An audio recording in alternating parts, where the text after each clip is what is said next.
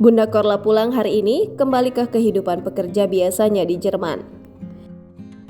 Bunda Korla pulang hari ini, ia akan kembali ke Jerman setelah beberapa pekan berada di Indonesia menyapa penggemarnya. Dilansir dari Tribun News, setelah sempat beredar pertanyaan kapan dirinya akan pulang, Bunda Korla memastikan kepulangannya hari ini. Namun ia tak mau membeberkan jam penerbangannya ke Jerman hari ini. Wanita yang memiliki nama lengkap Cynthia Korla Priscilia memilih untuk merahasiakannya saat ditemui di kawasan Jatinegara, Jakarta Timur, Senin 30 Januari 2023. Alasan Bunda Korla enggan memberitahu jam penerbangannya adalah karena ia tak mau nantinya banyak orang yang berkumpul di bandara. Bunda Korla takut membuat kerumunan sehingga mengganggu pengguna bandara lainnya yang juga ingin pergi. Sehari sebelum kepulangannya, Bunda Korla temui langsung penggemarnya yang berada di Kampung Warudoyong, Jatinegara, Jakarta Timur. Influencer yang belakangan namanya melejit di sosial media itu langsung disambut riuh oleh warga setempat. Mereka semua berebut ingin berfoto dengan Bunda Korla yang rencananya akan segera pulang keesokan harinya.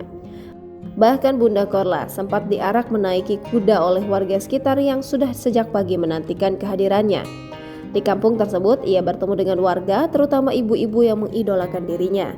Beberapa di antaranya menangis haru karena bisa bertemu Bunda Korla.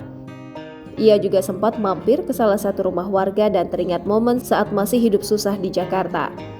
Kehadiran Bunda Korla di Kampung Warudoyong tersebut yakni sebagai bintang tamu dalam acara variety show yang ditayangkan live di salah satu stasiun televisi.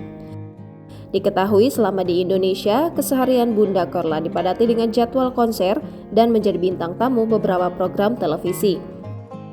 Ia pun merasa terharu karena setiap konser yang digelar olehnya selalu sold out dan dipadati oleh para penggemar yang ingin bertemu.